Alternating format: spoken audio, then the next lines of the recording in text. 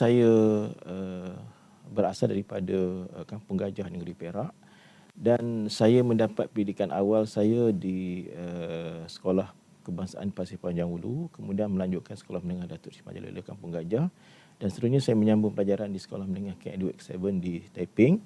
Seterusnya saya melanjutkan pelajaran ke Maktab Perguruan Kinta di Ipoh, dan seterusnya saya ditempatkan di SK Alam Shah 2 Petaling Jaya. Dari sinilah bibit-bibit saya mengenali pendidikan khas pada tahun 1998 lagi, apabila saya ditempatkan mengajar di program bermasalah pendengaran yang pada masa itu kita panggil sebagai integrasi, tapi integrasi lah melibatkan mata pelajaran pendidikan jasmani dan pendidikan seni. Dan di sinilah mulanya saya mengenali apa dia pendidikan khas bermasalah pendengaran. Pada ketika itu dipanggil kurang pendengaran, kurang upaya pendengaran. Sampai itu saya menyambung pelajaran saya dalam kursus 1 tahun pendidikan khas. Masa itu diberi cacat pendengaran di Maktab Ilmu Khas Kuala Lumpur. Dan selepas itu saya dipostingkan semula ke Methodist Girls School Teluk Intan, dan ketika itulah saya terus mengajar pada tahun 1992 itu dalam bidang bermasalah pendengaran. Seterusnya saya melanjutkan pelajaran ke Universiti Kebangsaan Malaysia pada 1993 dalam bidang yang sama, bidang pendidikan khas, dan seterusnya saya menyambung di peringkat sarjana dalam bidang pendidikan khas pada tahun 1999 lagi, sehinggalah tamat pada tahun 2001, dan saya menyambungkan PhD saya pada tahun 2006 dan tamat pada tahun 2009. Dan bila kita lihat bagaimana saya berkecimpung dalam bidang pendidikan khas, terutamanya dalam bidang masalah pendengaran khususnya, saya lihat bahawa masa itu masih lagi kekurangan guru-guru dalam bidang pendidikan khas, yang mana kami telah pun diminta untuk menjadi antara tenaga yang mengurus di penjabat pendidikan daerah dan pejabat pendidikan negeri.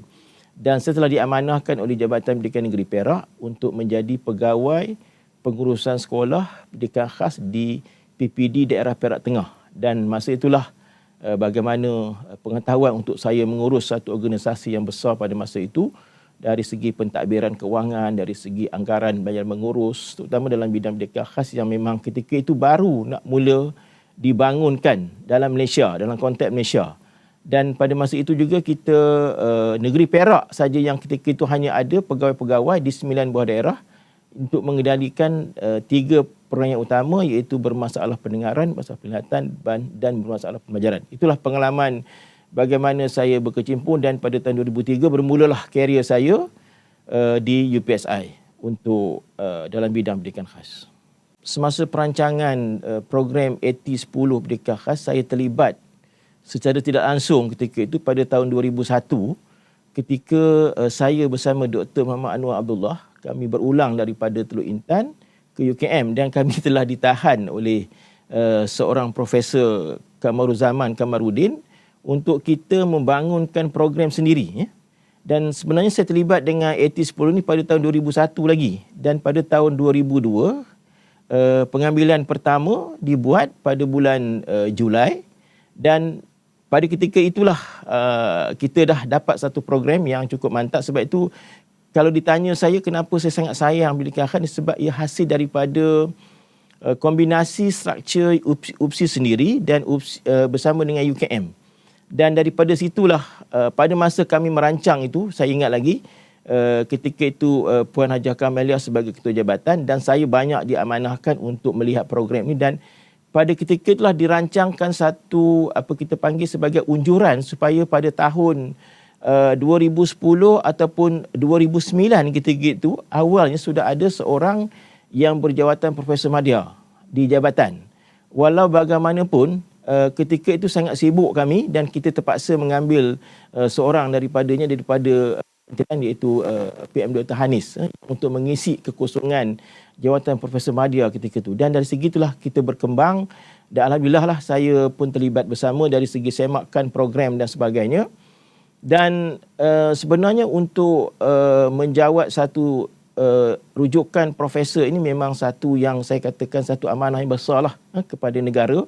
Bukan kepada UPSI saja tetapi kepada negara. Sebab bidang pendidikan khas ini satu bidang yang sangat baru dan tidak ramai yang betul-betul mencintai dan menyayangi bidang pendidikan khas. Sebab hanya mereka yang tahu sajalah. Alhamdulillah lah pada ketika ini saya selalu dirujuk oleh KPM dan NGO yang lain lah untuk memastikan supaya bidang pendidikan khas ini selari dengan perkembangan semasa, terutama perkembangan di luar negara, terutama dalam pendigitalan teknologi dan sebagainya. Inilah sebagainya saya katakan bila diberikan satu amanah untuk menjadi dilantikkan profesor dalam bidang pendidikan khas, adalah satu amanah untuk saya mengembangkan program ini supaya menjadi program yang sentiasa dilihat sangat penting. Dan alhamdulillah lah bila kita menjadi anggota-anggota NGO dan sebagainya. Contohnya Dr. Grace sendiri pun ada menjadi anggota NGO yang kita boleh mengembangkan bakat-bakat kita tu di luar sana. Sebab itulah dengan tercetusnya PPDK, program pemulihan dalam komuniti yang akan ada di UPSI pada tahun ini dan dikembangkan, dan pihak-pihak yang berkaitan dengan OKU ni sedang melihat UPSI sebagai satu tempat utama untuk dirujuk. Dan alhamdulillah pakar-pakarnya yang seramai 13 orang pun biasanya akan dirujuk oleh NGO-NGO ataupun agensi seluar yang berkaitan dengan pendidikan khas. Pertamanya saya bersyukurlah kepada Allah SWT kerana telah memilih saya salah seorang daripada ahli akademik yang dalam bidang pendidikan khas. Dan kalau ditanya saya bagaimana pelibatan saya di Jabatan Pendidikan Khas sendiri, sebenarnya bermula pada tahun 2001 lagi apabila saya bersama dengan Profesor Dr. Kamaruzaman Kamaruddin membangunkan satu struktur program bersama dengan Dr. Muhammad Anwar Abdullah.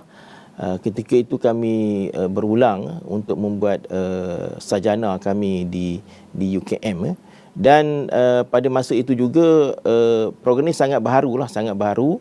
Dan ketika inilah jugalah yang saya katakan bahawa betapalah pentingnya dalam ilmu pendidikan khas dapat kita gembelingkan pada masa itu.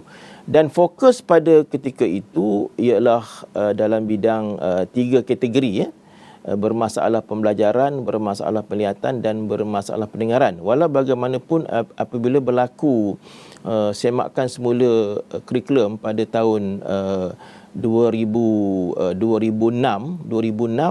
kita memasukkan elemen pintar cerdas ketika itu. Dan ketika itulah kita melihat bahawa struktur program ini sangat penting bagi menjamin kualiti guru yang kita hasilkan. Dan saya sebagai orang yang saya kira saya awal lagi terlibat dalam pendidikan khas pada 1988 lagi, apabila saya mengajar dalam program bermasalah pendengaran di SK Alam Shah 2, dan ini memberikan ruang dan masa untuk saya berkenalan dengan pakar-pakar dalam bidang pendidikan khas pada ketika itu, terutama yang berada di seluruh Malaysia. Inilah ruang yang saya kata bagaimana untuk kita meletakkan diri kita ini dikenali oleh mereka yang terlibat. Dan pada graduat yang pertama, saya rasa pada tahun 2002, 2006, graduat yang pertama. Dan mereka inilah menjadi, saya kata, sebagai ejen untuk kita membawa satu bentuk bagaimana identiti guru pendidikan khas UPSI kita lahirkan. Dan pada ketika inilah yang saya lihat bahawa apabila saya dilantik menjadi profesor, adalah menjadi tanggungjawab saya lah untuk satu, menaikkan nama pendidikan khas di UPSI khususnya dan dalam negara di peringkat antarabangsa. Sebab itulah beberapa jaringan industri, jaringan kerjasama yang telah dibuat oleh Jabatan Pendidikan Khas, termasuklah dengan Sydney University, kemudian bersama dengan program guru di Maldives, begitu juga dengan Indonesia. Dan apa yang membanggakan saya ialah apabila program kita telah mula diterima, apabila ada usaha untuk kita melaksanakan program joint degree bersama dengan Shah Kuala University pada ketika itu. Tapi ianya terhalang disebabkan ada kita katakan terhalang dari segi struktur melibatkan kursus-kursus universiti di sana di sini, jadi kita tidak dapat melaksanakan. Tapi dalam masa yang sama pada tahun 2006 10 pihak Shah Kuala telah menghantarkan pelajarnya ke sini untuk pelajar master dan kita terus bekerjasama. Begitu juga saya juga terlibat dengan KFU University, keanggotaan KFU. Kemudian dalam masa yang terdekat ini saya mewakili universiti dalam Aston, satu pertubuhan pendidikan di Asia Tenggara. Ini ruanglah untuk saya membawa agenda universiti dan agenda pendidikan khas, dan saya rasa pada tahun ini juga ada beberapa persidangan yang saya akan masukkan juga pendidikan khas, dan saya juga dimaklumkan bahawa tahun ini dan tahun hadapan insya-Allah kita punya pendidikan khas ini akan dijadikan flagship. Ini di antara cara-cara untuk kita membawa penjenamaan pendidikan khas ini di peringkat universiti. Mereka sudah sedar sekarang ni apa di Jabatan Pendidikan Khas dan sentiasa dirujuk, terutama dalam kemudahan OKU. Dan saya berasa sangat banggalah apabila kita dapat menubuhkan PPDK, Program Pemulihan dan Komuniti, di Fakulti Pembangunan Manusia. Ketika saya membentangkan bajet ini agak mencabar, tetapi alhamdulillah kita diluluskan dengan peruntukan yang agak besar, dan insya-Allah ini pun satu cara bagaimana seorang profesor itu harus menunjukkan keilmuannya dalam bidang pendidikan khas. Begitu juga dengan penulisan artikel, penyelidikan dan sebagainya. Dan dalam masa yang terdekat ini saya sedang merancangkan supaya ada satu majlis pemufakatan program pendidikan khas di seluruh Malaysia yang akan dianggotai oleh 3 universiti utama dan IPG. Ini yang sedang saya usahakan bersama dengan pihak pengurusan universiti. Inilah di antara niche yang boleh kita bawa apabila adanya seorang profesor dalam bidang pendidikan khas yang akan membantu bukan saja di UPSI tetapi membantu di peringkat nasional ataupun kita panggil sebagai agenda nasional dalam pendidikan khas. Okey, saya melihat ini satu perkembangan yang positif apabila berlaku semakan program pada tahun 2010, apabila adanya elemen medical model dan education model di dalam program kita, dan 10 kursus yang terdapat dalam bidang pendidikan khas itu memang solid untuk medical model. Dan ini sebenarnya adalah satu program yang tidak terdapat di UKM dan di USM, sebab kita berjaya membawa pensyarah dalam bidang applied science untuk memberikan satu paradigm baru dalam bidang pendidikan khas. Sebab itu bila adanya terapi-terapis dan kita juga dilengkap dengan makmal-makmal sokongan terapi juga, ini amat membantu dari segi pengetahuan ataupun kemahiran guru-guru AT10 kita. Sebab inilah dia membezakan kita dengan pelajar daripada UKM dan USM. Bukan kita nak membandingkan, tetapi pada satu ketika ada satu lawatan daripada UKM, mereka melihatkan kemudahan yang kita ada dengan adanya makmal terapi dan sokongan. Mereka amat bangga dengan kita lah. Dan saya sendiri selalu membawa agenda ini di mana-mana saya membentangkan maklumat ataupun memberikan membuat promosi dan sebagainya, bahawa pelajar AT10 adalah pelajar yang kita lahirkan mempunyai kombinasi di antara medical model dan education model. Dari segi education modelnya, maksudnya kita mengutamakan dari segi pedagoginya, dari segi kurikulumnya, dari segi pentaksirannya. Manakala dari aspek 10 kursus yang terdapat dalam kursus kita tu AT34 AT10 yang terdapat 134 kredit itu, 30 ataupun 30 kredit itu hanya untuk kepada medical model. Ini satu elemen yang saya sebut tadi memang tidak ada di universiti lain. Sebab itulah dengan gabungan di antara pakar dalam applied science, terapi-terapi dengan education yang macam saya, macam Dr. Grace, macam pensyarah yang berlatar belakangkan dalam bidang pendidikan, ini dapat memberi impak yang besar kepada pelajar. Dan untuk masa yang terkini yang akan datang ni, bila kementerian menyatakan pelajar kita perlukan CJ Kemahiran Malaysia, kita telah pun memikirkan perkara ini dan pelajar-pelajar kita harus mengambil minor dalam kursus CJ Kemahiran Malaysia. Dalam memantapkan graduan pendidikan khas juga, saya juga meminta graduan ini supaya tidak memikirkan tentang penempatan di sekolah-sekolah biasa. Mereka harus melihat penempatan di sekolah-sekolah swasta yang ada pendidikan khas. Dan alhamdulillah, apa yang saya dapat maklumat daripada GE, Graduate Ability di UPSI, bahawa ada pelajar-pelajar kita yang sudah pun bekerja di pusat-pusat rehabilitation untuk murid-murid OKU ini. Dan ini memberikan satu impak yang baru, peluang yang baru kepada mereka supaya terus mengembangkan ilmu. Yang bezanya graduan kita dengan graduan lain, itu yang sebut tadi, kurikulum yang kita ada, dan kita sentiasa menyemak kepada kurikulum semasa yang melibatkan aspek-aspek pada luar, terutamanya industri. Dan untuk masa akan datang, saya melihat bahawa sudah tiba masanya pendidikan khas ini menghantar pelajar-pelajarnya satu laluan khas untuk mereka ni berada di tempat-tempat di sekolah swasta ataupun di luar negara. Sebab market kita, pendidikan khas ni memang tinggi. Sebab itu saya tidak bimbang kalau dari segi penempatan pelajar kita, sebab penempatan pelajar AT10 ini memang sentiasa melebihi 95% ke atas mereka akan ditempatkan di sekolah. Begitu juga dengan bekalan dari segi keinsanan, pendidikan khasnya mereka telah dibekalkan dengan kursus-kursus, contohnya insan guru profesional, kemudian kursus-kursus pemulaan dalam komuniti, dan kursus-kursus yang berkaitan dengan keinsanian itu memang telah diperoleh oleh mereka. Sebab itulah konsep akhlak dan akademik itu memang kita sentiasa tanam. Begitu juga dengan graduan kita juga, AT10 ni setelah pun didedarkan dengan keusahawanan, mereka boleh membuat satu industri ni dalam bentuk perniagaan ataupun menjana pendapatan mereka sendiri, terutama dalam kemahiran mereka mengendalikan tingkah laku kanak-kanak khas, begitu juga dengan kemahiran bahasa isyarat. Dan saya lihatlah sudah ada 2-3 orang pelajar kita sudah pun ada keluar dalam televisyen, mereka telah pun mahir dalam berkomunikasi dan sebagainya. Ini di antara agenda-agenda yang kita akan perkasakan, terutama menjelang tahun 2023-2024, yang saya lihat pendidikan khas akan menjadi flagship universiti. Dan saya dimaklumkan akan ada beberapa dasar ucapan yang akan dibuat oleh Datuk Naib Chancellor berkaitan dengan pendidikan khas. Sebab adanya kemudahan yang kita ada. Kita ada makmal, kita ada terasen, kita ada sokongan dari segi yang boleh bercakap dari segi fakulti pembangunan manusia, kita ada sokongan daripada mental illnessnya, kita ada pusat kaunseling, kita adanya pusat kesihatan yang ada. Ini amat membantu dari segi pelaksanaan AT10, sebab kita melahirkan manusia yang saya kata tadi, pelajar kita adalah pelajar yang base-nya ialah kemahiran, dia skill base.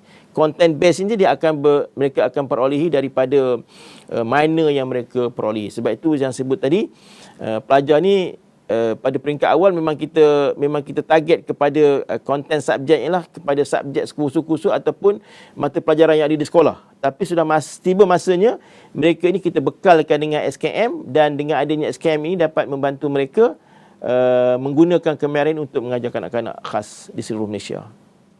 Saya pernah menghadiri satu mesyuarat UPU, unit pengurusan universiti ini, iaitu satu center untuk menguruskan syarat-syarat kemasukan. Alhamdulillah, pada perbincangan bersama dengan UPU dengan 20 universiti awam yang lain, ada satu laluan khas kepada mereka yang telah diberikan keistimewaan, dan laluan khas ini banyak digunakan oleh OKU yang memang bagus dari segi akademiknya. Dan UPSS sendiri telah ada data kita seramai 51 orang pada hari inilah, untuk hari ini. Dan kita ada 167 tenaga pensyarah yang sedang mengajar kanak-kanak ataupun pelajar OKU, yang saya tak pasti sama ada mereka sedar ataupun tidak ada OKU dalam. Dan kita memang ke arah kita kata kondusif dan inklusifkan OKU ini dalam persekitaran kita. Sebab itu saya bersama dengan Jabatan Haiwan Pelajar dan Alumni JHEPA sentiasa melihat keperluan OKU ini dari aspek PMP-nya, dan insya-Allah saya akan mengadakan mesyuarat bersama dengan tenaga akademik pada hari Rabu ini, supaya kita melihat apakah keperluan-keperluan khusus kepada mereka. Dan Jabatan Haiwan Pelajar dan Alumni juga menempatkan satu asrama, yang saya katakan satu tempat asrama yang khusus kepada mereka dari segi accessibility dan sebagainya. Bila kita sebut pasal career OKU, bila mereka tamat belajar, seharusnya kita harus mengingatkan pihak kerajaan, kementerian, bahawa mereka adalah ada 1% itu hak mereka untuk mendapatkan pekerjaan. Saya haraplah supaya pihak-pihak yang berkepentingan melihat atau OKU 2008 itu, supaya mematuhi apa keperluan, apa kehendak apabila adanya OKU dalam komuniti kita.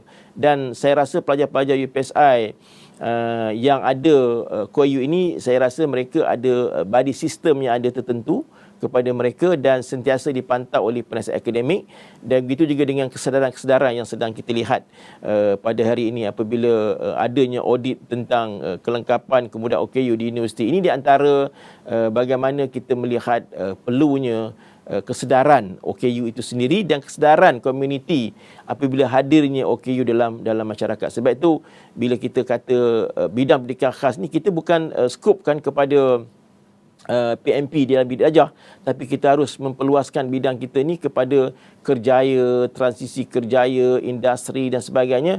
Sebab itulah bila saya bermesyuarat dengan Timbalan Dekan Akademik, kita nak pastikan bahawa latihan industri mereka itu di mana. Dan kalau boleh latihan industri itu kita sedarkan majikan itu, mereka terus mengambil OKU ini sebagai pekerja mereka. Sebab sebagainya mereka telah pun memenuhi kehendak 1% dan kita katakan CSR kepada syarikat ataupun industri yang dalam bidang yang bukan pendidikan.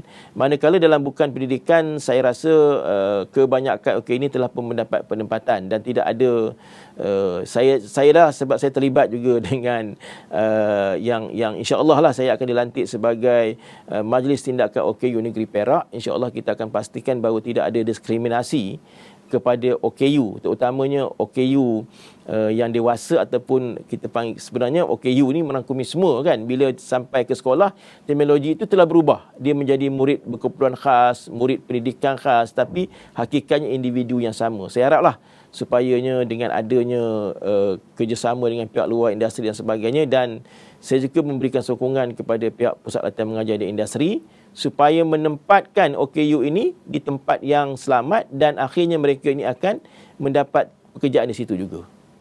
Sebenarnya bahasa isyarat ini agak menonjol apabila bajet 2021 ataupun 2022 diumumkan tentang satu peruntukan khas perlunya penterjemah di dalam stesen televisyen.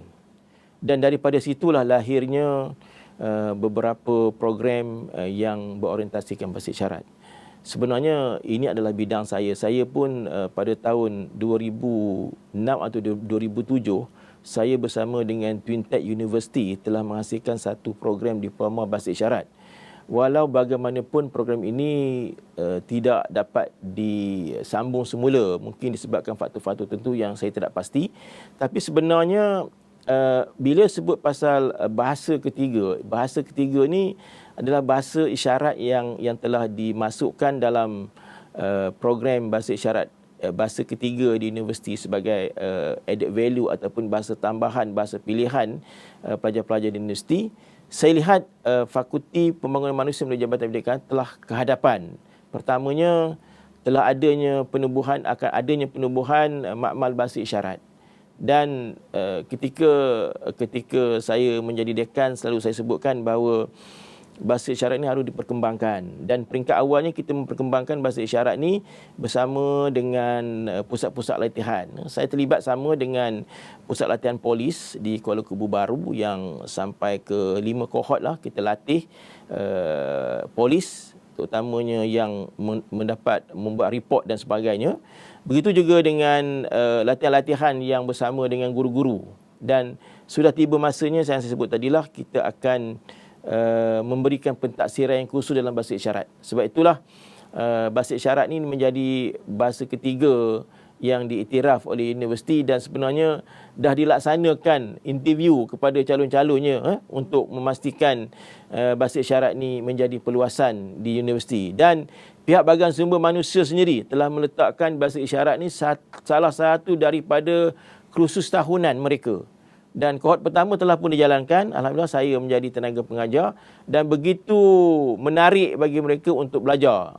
Dan adalah kesan, dan insya-Allah pada tahun ini juga telah diaturkan oleh pihak BSM untuk melaksanakan kursus-kursus bahasa isyarat dengan kita katakan staf-staf akademik dan bukan akademik bersama dengan bahagian unit latihan. Ini di antara bagaimana untuk kita memperkembangkan bahasa isyarat di seluruh UPSI, dan Datuk VC sendiri melihat bahawa selepas ini dia kata perlunya ada choir bahasa isyarat masa majlis convocation, perlunya ada penterjemah bahasa isyarat di mana majlis besar. Dan alhamdulillah pada tahun saya tak pasti sama 2020 ataupun 2000 sebelum 2020 lah, 2019, pidato pertandingan pidato bahasa Malaysia dianjurkan oleh PSI dan ada 2 pelajar kita terlibat sebagai penterjemah live dengan televisyen. Walaupun dapat respon yang macam-macam daripada persekutuan orang pekak, tapi saya katakan ini merupakan latihan kepada mereka dan akhirnya mereka menerimalah bahasa isyarat kita. Sebab bahasa isyarat ni kalau kita kira dari segi ilmunya dia banyaklah. Kita kata bahasa isyarat Malaysia ada, kemudian bahasa isyarat sendiri pun ada, American Sign Language pun ada. Jadi bila kita berisyarat tu maksudnya kita mengkombinasikan apa saja maksud yang difaham oleh komuniti pekak. Dia tujuannya untuk komuniti pekak, tapi pada masa ini saya lihat bahasa isyarat ni telah menjadi satu keperluan apabila ia diperluaskan di televisyen-televisyen dengan gaya dan aksi yang ditunjukkan penterjemah. Dan saya juga haraplah untuk memperkembangkan bahasa isyarat ni sudah tiba masanya satu jawatan khas ditujukan ialah penterjemah. Kalau kita ada penterjemah bahasa, ini pun sebahagian dari penterjemah bahasa supaya komuniti pekak khususnya dalam bidang saya, dalam bidang masalah pendengaran ini tidak ketinggalan dari segi akademik. Dan saya rasalah universiti juga harus memikirkan dari segi sumber manusia yang harus kita ada berkaitan dengan penterjemah bahasa isyarat. Saya rasa ini satu usaha yang sangat baik. Satu, untuk melihat kronologi perkembangan Fakulti Pembangunan Manusia itu sendiri. Dari segi sejarahnya, penubuhannya bermula daripada Fakulti Sains Kognitif dan Pembangunan Manusia yang saya juga menjadi ahli akademik di situ. Kemudian menjadi FPPM, Fakulti Pembangunan Pendidikan dan Pembangunan Manusia, dan akhir sekali menjadi Fakulti Pembangunan Manusia. Ini satu kronologi sejarah yang harus dilihat, satu perkara yang sangat-sangat penting sebab kita melahirkan graduan yang satu universiti. Bila sebut saja FPM ni, dia punya graduannya daripada semua program sebab kita mempunyai Jabatan Pengajian Pendidikan. Jadi maksudnya bila adanya satu galeri yang dibuat berkaitan dengan FPM ni, satu sejarah yang memperlihatkan kita boleh mengingati sejarah. Contohnya zaman dekan pertama, zaman dekan yang kedua, satu era yang berubah. Kalau saya menjadi dekan yang ke-9 ke yang ke-10 contoh, ini era saya. Era saya adalah era yang berkaitan dengan penjanamaan sesuai dengan selari dengan aspirasi universiti, sesuai dengan amanat Datuk VC pada ketika itu untuk melihat awak kanak-kanak sebagai niche utama. Mungkin sebelum ini dia lebih kepada, saya katakan tadi, untuk kita membawa program.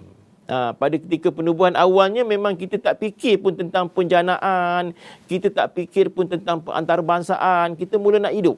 Pada tahun 2000, saya hadir ke UPS ini tahun 2003. Jadi kita melihat bahawa kita nak sustainkan program tu macam mana. Jadi bila kita nak sustainkan program tu, siapa yang terlibat. Dan sejarah itu terus. Dan kalau perlunya ada tokoh-tokoh sejarah ni perlu ditemu bual. Terutama dalam bidang. Contohnya yang lama lah yang saya sebutkan. Di antaranya Prof. Dr. Kamarudin. Ini orang lama. Kemudian Prof. Dr. Syarudin. Ini di antara yang lama-lama di fakulti. Kemudian Prof. Dr. Latif Abdul Ghafur. Ini di antaranya. Kemudian Dr. Muhammad Nur Taib. Dr. Ehsan. Ini adalah orang-orang yang permulaan untuk membangunkan FSKPM, FPPM dan FM. Yang tinggal sekarang, yang saya lihatlah yang tinggal, yang ada yang boleh nak dijadikan satu ukuran untuk kita melihat perkembangan ni, mungkin Profesor Dr. Amir Hassan Dawi. Ini ada antara mereka yang lama. Yang daripada FSKPM, FPPM, FPM. Di samping saya lah yang sudah akan menjadi sejarah dalam bidang pendidikan khas ataupun sejarah dari segi bagaimana kami dulu duduk bersama kan, membangunkan program, melihat kelemahan, melihat pada masa itu belum lagi ada PTJ yang besar ni. Kita membangunkan fakulti dan ialah dimarah, kena marah, saya marah orang, itu biasa bagi untuk kita melihat satu perubahan yang saya katakan untuk melihat kepada perubahan dalam bidang. Kalau saya ini suka bercerita pasal sejarah, kita lahir daripada 3 bidang. 3 program, awal kanak-kanak, pendidikan khas dan sekolah rendah. Walau bagaimanapun sekolah rendah ini tidak diwujudkan lagi. Sebabnya ini adalah satu dasar daripada KPM yang mengatakan sekolah rendah dibuat oleh IPG. Tapi tahun 2010 sekolah rendah ini dihidupkan kembali. Ini di antara yang saya kata lahirnya daripada 3 serangkai. Dan pada masa itulah yang saya sebutkan, kita selalu bermusyarat untuk memastikan bahawa satu program kita itu sustain, satu program kita itu ada market di luar. Dan pada masa itu bila kita pelajar konvo aja dia terus dapat posting. Tapi sekarang ni cabaran kita ialah kepada program itu, bagaimana nak sustain. Sekarang ni sudah ada 33 program education dan ada ranking yang tersendiri di antara subjek dan sebagainya. Ini antara yang perlu yang dikatakan galeri ataupun sejarah kronologi ini dilihat supaya mereka melihat generasi akan datang bagaimana pensyarah terdahulu, pensyarah yang mula-mula membangunkan program yang menggunakan Word dan sebagainya, kan? Yang print salah. Sebab ini di antara proses untuk kita memastikan supaya supaya kita dapat memastikan pendidikan khas itu sustain pada masa datang. Terima kasih.